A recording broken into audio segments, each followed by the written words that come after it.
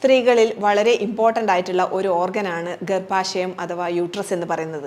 പക്ഷേ ചില അസുഖങ്ങളുടെ കോംപ്ലിക്കേഷൻ കാരണം, എക്സ്പെഷ്യലി ഫൈബ്രോയിഡ് യൂട്രസ് അല്ലെങ്കിൽ യൂട്രൈൻ ക്യാൻസർ പോലുള്ള അസുഖങ്ങളുടെ കോംപ്ലിക്കേഷൻ കാരണം യൂട്രസ് റിമൂവ് ചെയ്യേണ്ടതായിട്ട് വരും. ഹിസ്റ്ററെക്ടമി എന്നാണ് നമ്മൾ ഈ പ്രൊസീജിയറിനെ വിളിക്കുന്നത്.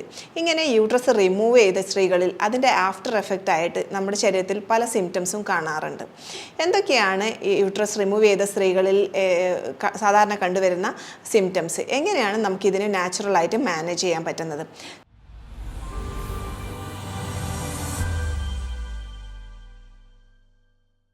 ഗർഭപാത്രം റിമൂവ് ചെയ്തതിന് ശേഷം മെയിനായിട്ട് കണ്ടുവരുന്ന ഒരു കാര്യമാണ് ജോയിൻറ്റ് പെയിൻ അഥവാ സന്ധിവാതം എന്ന് പറയുന്നത്.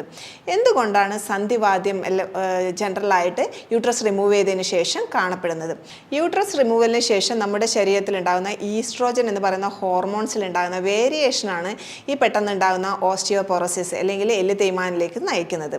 ഈസ്ട്രോജൻ എന്ന് പറയുന്ന ഹോർമോൺസ് നമ്മുടെ ശരീരത്തിലെ കാൽഷ്യം, വൈറ്റമിൻ ഡി, മെഗ്നീഷ്യം എന്നീ വൈറ്റമിൻസിൻ്റെ മെറ്റബോളിസമായി വളരെ അടുത്ത ബന്ധമുള്ള ഒന്നാണ്. ഈസ്ട്രോജൻ കുറയുന്നതിനനുസരിച്ച് എല്ലിലേക്കുള്ള കാൽഷ്യത്തിൻ്റെ അബ്സോർപ്ഷൻ കുറയാൻ സാധ്യതയുണ്ട്, അല്ലെങ്കിൽ എല്ലിൽ നിന്ന് കൂടുതലായി കാൽഷ്യം പുറത്തോട്ട് വരാനുള്ള ചാൻസ് ഉണ്ട്. അതുകൊണ്ടാണ് കൂടുതലായിട്ട് ഈ എല്ല് തേയ്മാനം കാണപ്പെടുന്നത്. ചില സ്ത്രീകളിൽ ഈസ്ട്രോജൻ വളരെയധികം കുറഞ്ഞു പോകുന്ന ഒരവസ്ഥ ഹിസ്റ്ററെക്ടമിക്ക് ശേഷം കാണാറുണ്ട്. വളരെ കുറഞ്ഞു കഴിഞ്ഞ് കഴിഞ്ഞാൽ ചില സിംറ്റംസ് കാണിക്കാറുണ്ട്. ഡ്രൈ സ്കിന്ന് വളരെയധികം ഡ്രൈ ആവുക, മുടി പൊട്ടിപ്പോവുക, അത് പിന്നീട് ഹെയർ ഫോളിലേക്ക് പോകുന്നതായും കാണാറുണ്ട്. മൂഡ് സ്വിങ്, ഇമോഷണൽ ഡിസ്റ്റർബൻസ് ഉണ്ടാകുന്നതായും കാണാറുണ്ട്. അത് പിന്നീട് ഡിപ്രഷനിലേക്ക് പോകുന്നതായും കാണാറുണ്ട്. ഉറക്കത്തിൽ ഡിസ്റ്റർബൻസ് കാണാറുണ്ട്. ചിലവർക്ക് ജെനൈറ്റൽ ഡ്രൈനെസ് കാണാറുണ്ട്. മൂത്രനാളിയിൽ ഡ്രൈനെസ് ഉണ്ടാവുകയും അത് പിന്നീട് യൂറിനറി ട്രാക്ക് ഇൻഫെക്ഷനിലേക്കും പോകാനുള്ള ചാൻസ് ഉണ്ട്. ചിലവർക്ക് സെക്ഷുവലായിട്ടുള്ള താല്പര്യം വളരെ കുറഞ്ഞു പോകുന്നതായും കാണാറുണ്ട്. സാധാരണ നാച്ചുറലായിട്ടുള്ള ഒരു മെനോപോസിന് ശേഷം 40-50 വയസ്സിന് ശേഷം ഈ ഈസ്ട്രോജൻ ഹോർമോൺസ് വളരെ കുറഞ്ഞു പോകുന്നതായി കാണാറുണ്ട്. ഈ ഹിസ്റ്ററെക്ടമിക്ക് ശേഷം വളരെ പെട്ടെന്ന് ഈ ഹോർമോൺസ് കുറയുന്നത് കൊണ്ട് തന്നെ യൂട്രസിൻ്റെയും ഓവറിയുടെയും ഫംഗ്ഷൻ അഡ്രിനൽ ഗ്ലാൻഡിനാണ് കൈമാറുന്നത്. അഡ്രിനൽ ഗ്രന്ഥിയായിരിക്കും മെനോപോസിന് ശേഷം ഈ ഫംഗ്ഷൻ ചെയ്യേണ്ടത്. പക്ഷേ ചില കേസിൽ ഈ അഡ്രിനൽ ഗ്രന്ഥിയുടെ ഫംഗ്ഷൻ കുറഞ്ഞു പോകാം. വളരെ സ്ട്രെസ്ഫുള്ളായിട്ടുള്ള ലൈഫ് സ്റ്റൈലുള്ള ഒരു ലേഡിയെ സംബന്ധിച്ചിടത്തോളം ഈ അഡ്രിനൽ ഗ്രന്ഥി വളരെ എക്സോസ്റ്റഡ് ആയിരിക്കും. അതുപോലെ തന്നെ റിപ്പീറ്റഡ് ആയിട്ടുള്ള ഇൻഫെക്ഷൻ കണ്ടുവരുന്ന സ്ത്രീകളിൽ, ഓട്ടോ ഇമ്മ്യൂൺ ഡിസീസ് ഉള്ള സ്ത്രീകളിലും ഈ അഡ്രിനൽ ഗ്ലാൻഡ് വളരെ എക്സോസ്റ്റഡ് ആയി കണ്ടുവരുന്നു.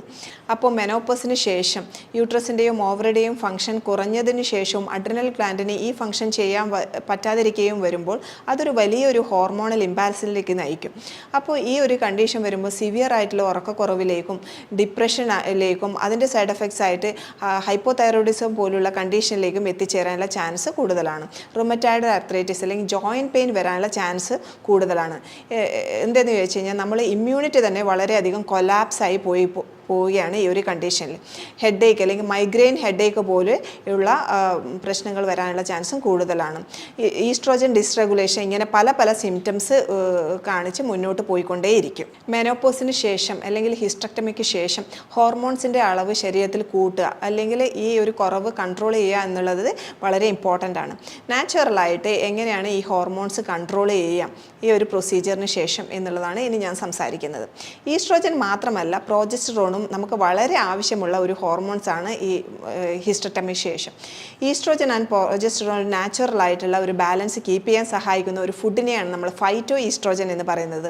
അതുകൊണ്ട് തന്നെ ഫൈറ്റോ ഈസ്ട്രോജൻ കൂടുതലായി ഉൽപ്പാദിപ്പിക്കാൻ സഹായിക്കുന്ന ഫ്ലാക്സ് സീഡ് അല്ലെങ്കിൽ ചണവിത്ത് പോലുള്ള സാധനങ്ങൾ കൂടുതലായി കഴിക്കുന്നതും നല്ലതാണ്. 1-2 ടീസ്പൂണ് ചണവിത്ത് കഴിക്കുന്നതും വളരെയധികം സഹായകമാണ്. അതുപോലെ തന്നെ ഫൈറ്റോ ഈസ്ട്രോജൻ അടങ്ങിയിരിക്കുന്ന മറ്റൊരു വസ്തുവാണ് ഗാർലിക്. വെളുത്തുള്ളി കൂടുതലായി കഴിക്കുന്നതും ഒരു ഹോർമോൺ ബാലൻസിന് സഹായിക്കും.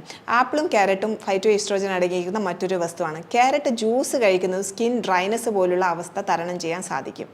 അതുപോലെ തന്നെ ഹോർമോൺസ് കൂടുതലായി ഉണ്ടാക്കാൻ വേണ്ടി നമ്മൾ കഴിക്കേണ്ടത് പ്രോട്ടീനും ഫാറ്റും ആണ്. ഫിഷ് കൂടുതലായി ഭക്ഷണത്തിൽ ഉൾപ്പെടുത്തുക. അതുപോലെ തന്നെ തേങ്ങാപ്പാലിൽ ഫിഷ് വേവിച്ച് കഴിക്കുന്നത് നല്ലതാണ്.